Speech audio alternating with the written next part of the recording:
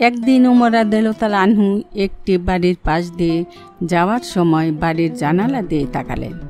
তিনি এটি করতেন শুধুমাত্র মানুষকে খারাপ কাজ থেকে নিষেধ বা ভালো কাজের উপদেশ দানের জন্য।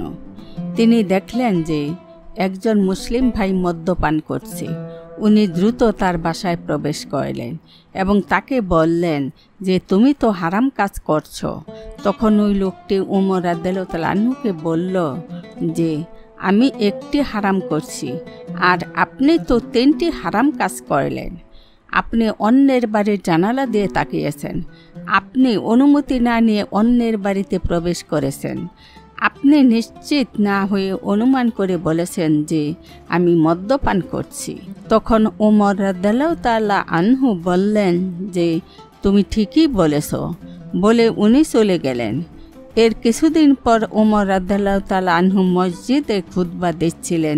সেই সময়ে ওই লোক মসজিদে প্রবেশ করে পেছনে বসলেন। খুতবা শেষ করে ওমর রাদিয়াল্লাহু তাআলা আনহু ওই লোকের কাছে গেলেন।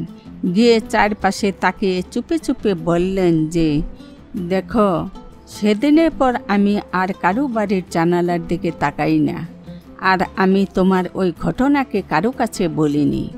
তখন ওই লোক বলল যে আমিও সেদিন থেকে আর মদ্যপান করি না।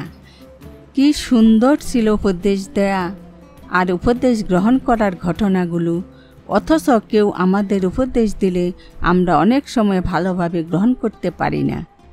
আল্লাহ রাব্বুল আলামিন রাসূল সাল্লাল্লাহু আলাইহি সাল্লাম ও তার সাহাবা রাদিয়াল্লাহু তাআলা আনহু চরিত্রের মতো চারিত্রিক গুণাবলী দান করুন। আসসালামু আলাইকুম।